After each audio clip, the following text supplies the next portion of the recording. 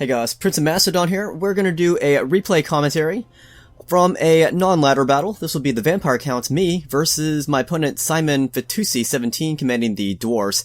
And we're going to fight this in the underground. This is a subterranean battle.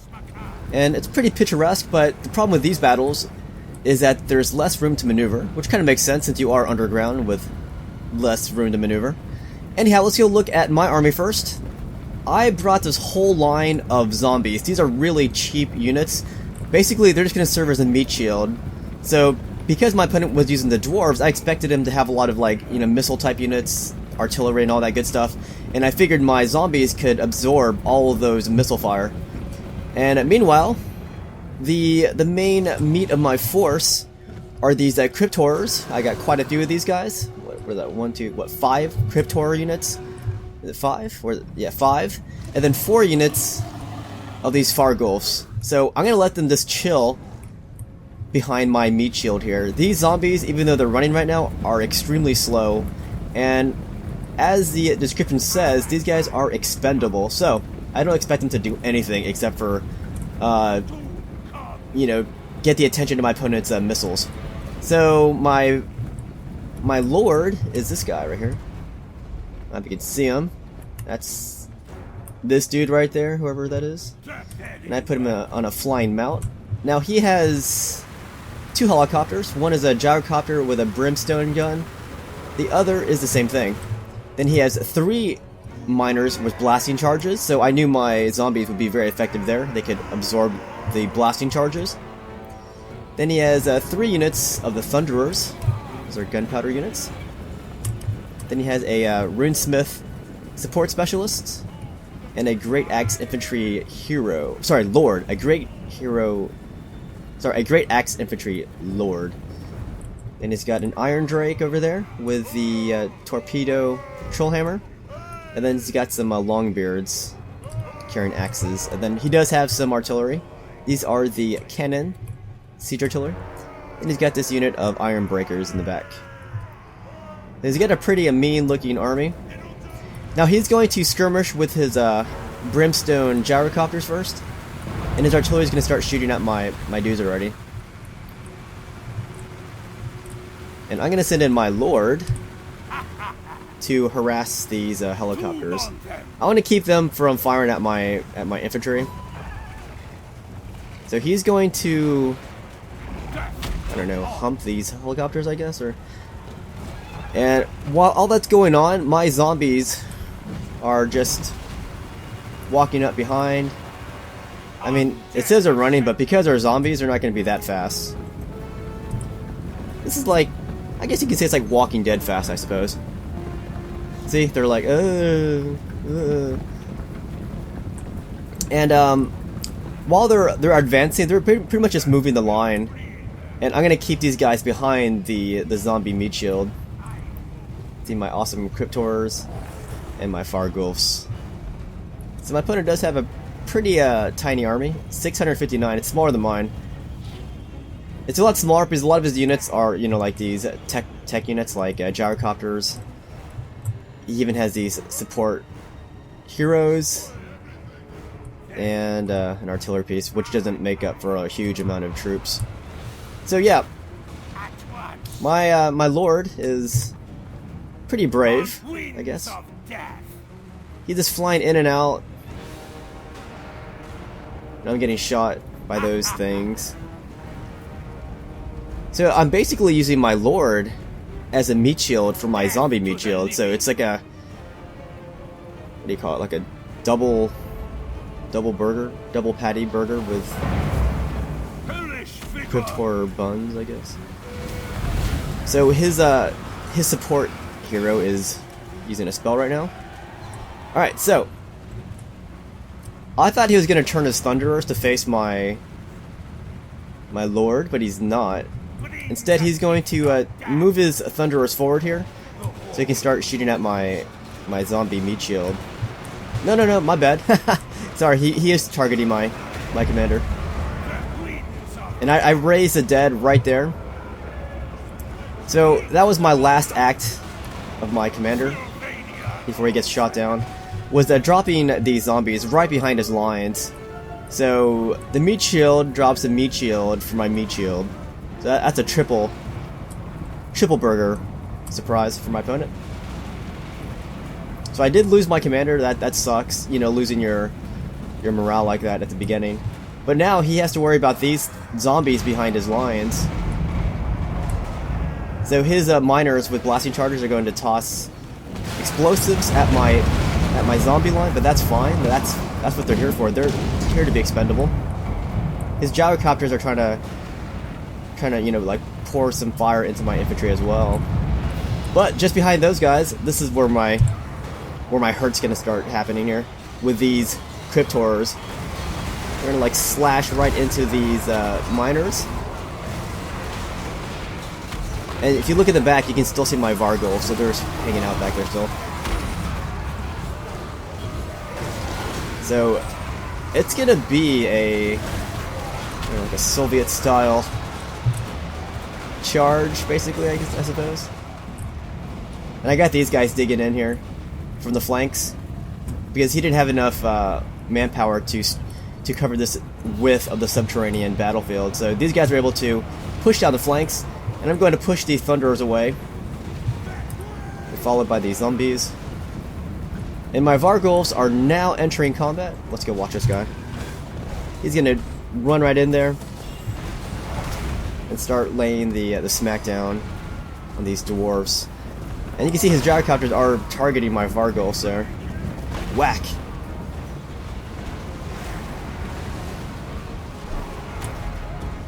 So yeah, it's not really having an effect on my Varguls, the gyrocopter brimstones. Now this dude, unfortunately, was tying down a lot of my units. This support lord, or sorry, support hero. And pretty soon I'm going to just peel my guys away from him. Well, I'm going to peel my crypt horrors away, but I'm not doing anything to this guy. I figure I can do more damage to the rest of his troops. So here I got his Thunderers tied down, even his Longbeards. And it's great when your zombies are doing something other than just being in the way. Here they're adding more for my opponent to deal with. So you know, my zombies are a great support unit. Meanwhile, I got one Vargul back here. His morale is starting to waver though.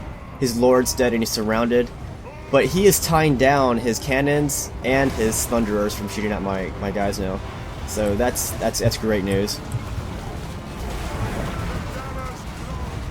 So I might not be able to deal with his support hero, but if I can just destroy the rest of his troops, see, here's where I'm peeling away my crypt horrors. If I can, you know, destroy the rest of his troops, I can break down his morale. So yeah, basically, this is a for me, you know, target his morale. Even though I'm not targeting his hero, I am destroying his morale. Those greatness. Let's go insert action this. Those cryptos are so awesome. I love the way they look. And of course the Vargulf is also pretty intense.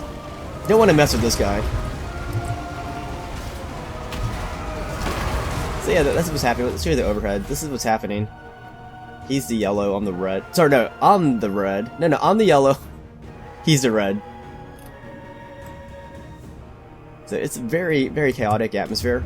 But in this kind of situation, the chaos will favor my guys. The dwarves rely upon a more systematic, organized defense, and I've already cracked his organization down. So now it's just a matter of using this chaos to defeat my dwarf opponent. And throughout this struggle, I'm pretty much now just ignoring his gyrocopters. Once my commander died, I started to ignore them. I figure I could make them come to me by targeting his ground units. So even though I'm using a like a ground rush army, I can still make him come to me by targeting his slower elements that need support, like his cannons, for example. I can just target them, and he's gonna be forced to come to me and help out. But look at all these guys just breaking. This is my Vargulf who was in this back line. He's still in this back line, just wreaking havoc. Those units are pretty much useless back there. Now I see his hero, Sorry, his lord. Gosh, I keep getting those confused. So I'm gonna start targeting his lord now. Look at that shard, that was awesome. Let's go insert action on his lord. We're gonna see his lord get tossed around like it's nothing. Granted, it is a dwarf lord, so he's gonna be really brave. A lot of these dwarf lords can fight to the death. Like, they won't break at all. Now, he's not routing, he's targeting these guys over here. And he got tossed to the ground again from my Fargulf. So yeah, it's a brutal battle. Alright, now his helicopters are getting desperate. See how they're coming down to attack on ground. Once they're on the ground, man, they're extremely fragile.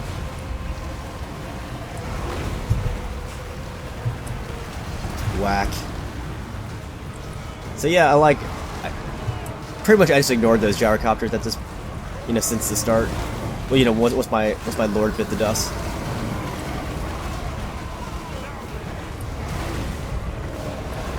Now these longbeards, a lot of these axe units are pretty good at fighting my monsters. His health is really low though, so that's a good thing. Look at that, there's one in his hand, he just kind of threw him down. But this guy was a real pain in the butt, this support unit here, this runesmith. I'm not sure why, I was targeting him earlier, and my guys couldn't do too much damage to him. So that's when I decided that targeting his lord, his commander, was a lot more fruitful for my targets. More gyrocopters. More gyrocopters diving to the ground. I think I destroyed his other one. Yeah. It's over here. See that? Wrecked. Or wreckage. So I got two of these Fargulfs tag teaming his Lord Commander, ignoring his Runesmith. Because I just got impatient fighting him. But if I stuck with it, I would have been able to beat his Runesmith. But I just wanted to destroy his grunts first, and also target his Lord, who seemed a bit more fragile to my attacks. Yeah, these guys are getting squashed, these dwarfs here. Sorry, the Ironbreakers. They're all dwarfs, aren't they? So yeah, he did manage to kill one of my Fargulfs. Yeah, that dwarf lord is a freaking hero. But now I take all of my troops now, he has nothing, everything else is scattered. See, his Runesmith is running away. He's over there. So I took all of my troops and then started ganging up on his lord. Insert action on the lord. There we go, we killed him. So got some last second revenge there, and that was pretty much the end of his dwarves. Let's look at the damage. So my losses were atrocious, but granted, most of those losses came from, the huge amount of troops from my army came from these zombies, who are meant to be expendable. My Crypt Horrors and Fargulfs are pretty low in number to begin with. So he had a lot of guys surviving, but they pretty much ran from the battlefield. But yeah, I thought that was a cool battle, fighting subterranean style.